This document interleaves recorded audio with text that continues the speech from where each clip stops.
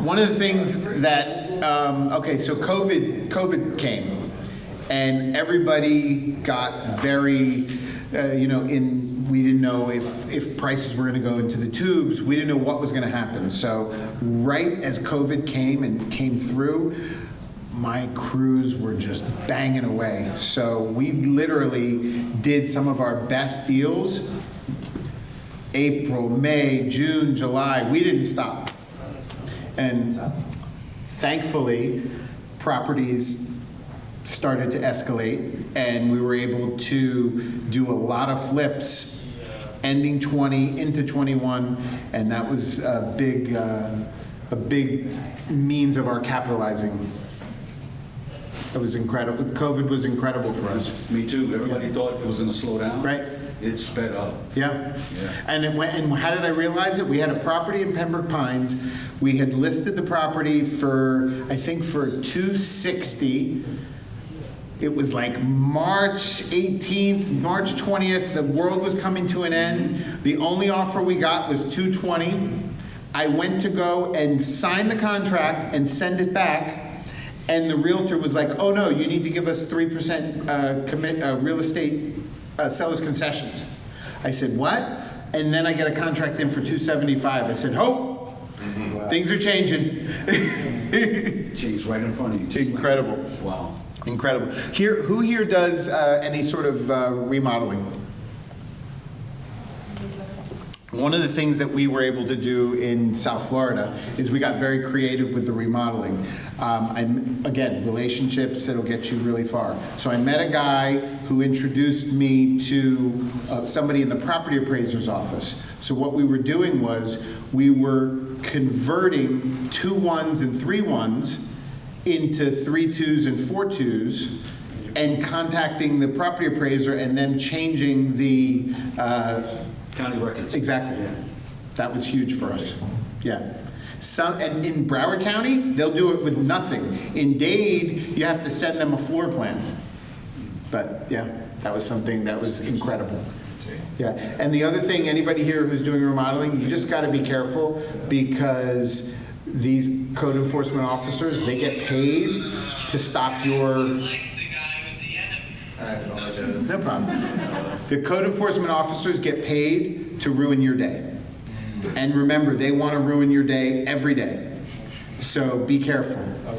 I have a deal in Tampa, in Ybor City, and we did everything under the sun, and we now are dealing with a code enforcement issue. So just keep your eyes wide open with what you're doing, because depending on the city, it can really be a mess. But didn't you pull the permit for an apartment? No. No? We were too smart. See that, but that's the thing. You get involved in permits, it creates delays. So we're gamblers. We're gambling. I mean, everybody in this room is a gambler one way or another. So we gambled on the fact that we could get the property done before we could have an issue, and the issue came to roost, and now. I added that gamble, no trucks with lettering. So Yep. you don't show up with the plumbing truck no or way. the remodeling truck, you just show up Saturday. Right, but unfortunately, if you do too much work, the neighbors, like we got flagged by a neighbor. Really? Yeah, So they're the one that calls. yeah, Even though you're making the neighborhood nicer. they don't care. In their mind, there was dust in the street, and they called in this woman, and my guy went outside and tried to smooth it over, and he did his best, and I've spent $4,300 on plans, and time is money in this business. So, yeah. All right. Anybody got anything else that they'd like me to answer? What do you think the market's going to do here moving forward? It's odd, because all of my remodels had been in South Florida. In the last 6 months, I've done more remodels outside of South Florida than inside of South Florida. So we're kind of in in like a Mexican standoff, because the sellers who we're calling They don't get it yet. They don't get that their house isn't worth what it's worth. So really, one of the skills that you guys need at this point is being able to renegotiate. What's a good script for that right now? You know, the renegotiation script, it's very simple. Listen, Mr. Seller, we did everything that we possibly could to live up to the price that we had originally agreed with you. Unfortunately, the market has spoken. We're not the ones who are creating this need for a reduction. The market is telling us that this price does not fit. The partners that we have, you know, it's one thing if you're going to buy the property as a fix and flip. It's another thing if you're going to wholesale it. You could get the property under contract and think, oh, I've got a winner, but push comes to shove and nobody calls. So if that happens, you know, you let them know. Our partners that we're involved in, they came back to us and they just let us know it does not work. So we can either look to try and create this reduction, or we're going to just have to let you go, and you're going to have to deal with it on your own. I like that. That's smooth. Brandy, you have a question. But can't we just assess that from, like, say for instance, if it's a seller with no realtor trying to sell the property, and we view it, say, from Zillow, and we see that, okay, they listed for a certain amount, Right. and they still couldn't get it for that amount. Should you try to educate them and say, hey, this is what you want, but you try to sell it for this amount. Right, so when the educating that we're doing is we're actually giving them comps. We're letting them know, listen, Mr. Seller, you know, the property that you have, it's a very nice property. But unfortunately, the guy down the street just sold a house bigger than yours with a pool for less money. What are we doing? We're either working or you're going to keep the property. What do you do if you have a house that's bigger than all the houses in the neighborhood and you can't find a freaking comp? I try and avoid them because you as a realtor know it's a functional obsolescence. You got to go price per square foot? Or No, you gotta can't back go in price time? per square foot. You got to go back in time? Yeah, but here's the issue. Yeah. You asked me what's going to happen with the market. You can't go back in time. What was happening 3 months ago is not happening right now. So like even with your hard money lenders, if you go to a hard money lender who used to lend you at 80% and they're not looking at yesterday's comps, they want to know, they're looking at today's comps. So you have to take that into consideration when you're going to try and get money right now, that the money, you have to really be buying right. So for me right now, I used to buy a lot of properties. Okay, we have to deal with permits, we have to deal with this, we have to deal with that. I'm talking myself out of buying deals at this point right now. Because I know that if I get caught up in an issue, and that issue happens to take 6 months, we don't know where we are today. How are we going to determine where we're going to be in 6 months? So it's just very dicey. So for me, I just want to get involved in deals that I can be in and out. What is your number one marketing strategy right now in this current market? Well, my number one, what's working best for me right now is cold calling. What I know, a lot of my friends who are nationwide, PPC is working really well. The problem with PPC, which is pay-per-click, does everyone know what that is?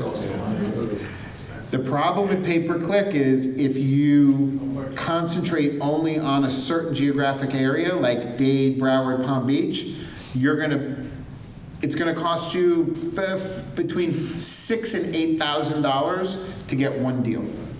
But the guys who do the nationwide strategy, they're able to bring their cost per deal all the way down.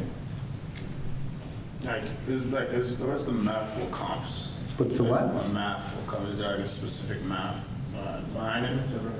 A math for comps? Behind it is specific. Well, what meaning like what? Like the maximum allowable offer that we're going to do? To find that all. So basically, the comp times 70% minus your repairs minus whatever you want to earn. That's basically been what it is, but that 70% has changed now. You can't go at 70. You got to go at like 58 to 62 because you don't know. I found that it depends on the buyer. I don't mean to interrupt, but sometimes buying holders will pay more than a flipper. Right. And you know, Airbnb will pay more than a flipper. Right. Right. Because they know they're gonna catch, well, a flipper, I gotta do this, so it depends on the buyer, Right. and the neighborhood. and Yeah, we're getting our first Airbnb in Daytona that we got off of we got the date, so this was a high equity. So the property is, it's 2 units. It's 3 miles from the Speedway, a half a mile from the ocean. It's 2,900 square feet, 3 units, 2 2-1s and a 1-1. And we're paying $250 for this. Triplex? Yeah. Wood frame or CBS? No, it's siding, Okay. but it's totally remodeled. No termites or nothing? Nothing. What year was that built? It was built in like in the early 60s. Yeah, but it's in great condition. So my son, who I was telling everybody, my son, he's turning 21 next week. Him and his girlfriend are now working with me, and this was his girlfriend's first deal. Wow. Yeah. Congratulations.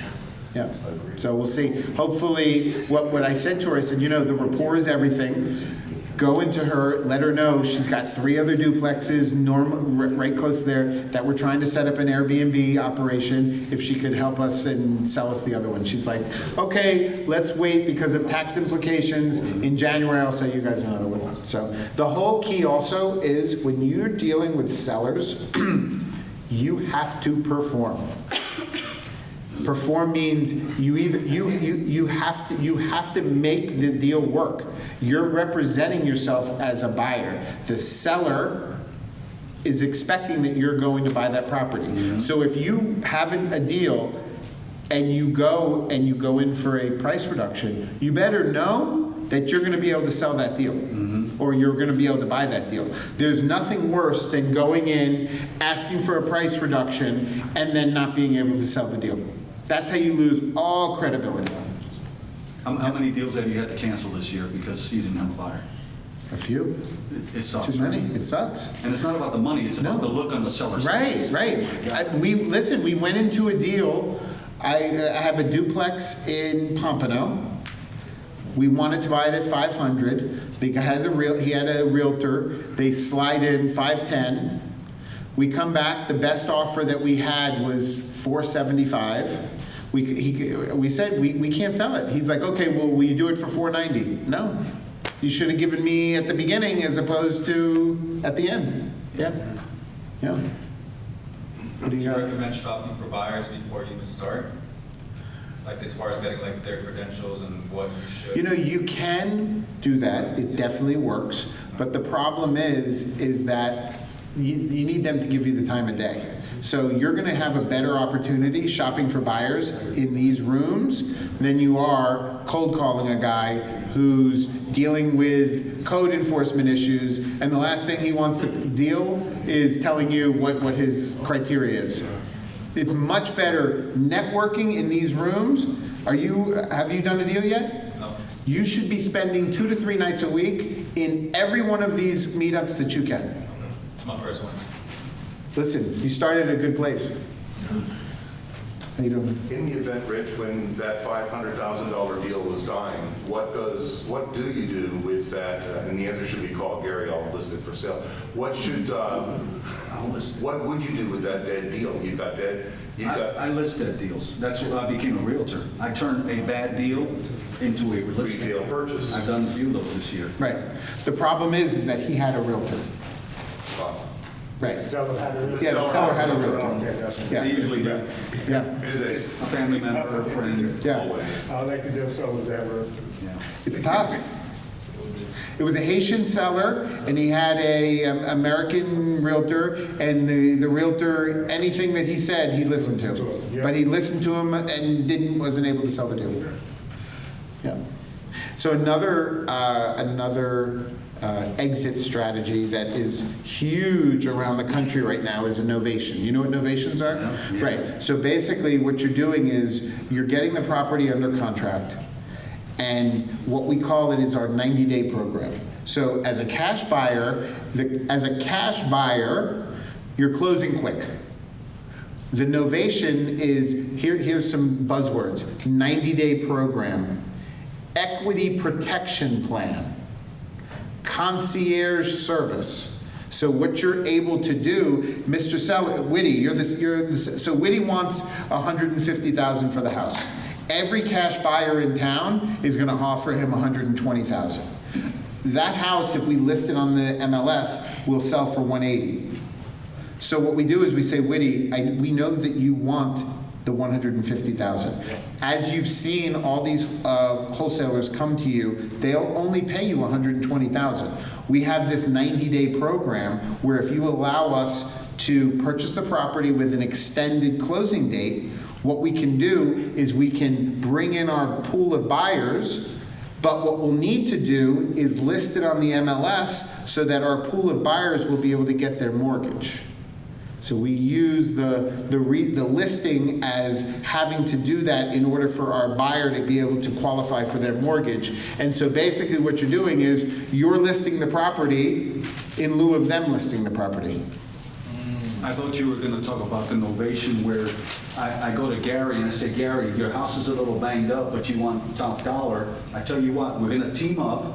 I'll pay for the repairs, and when we close, you'll get your money and I'll get mine minus after I get my repairs. That's What is novation? That's No, what you're doing by novating, When you team you're up. you're creating, somebody is taking your position. It's different than an assignment because by novating, you still own the property. So when I'm taking Gary, I'm gonna list your property.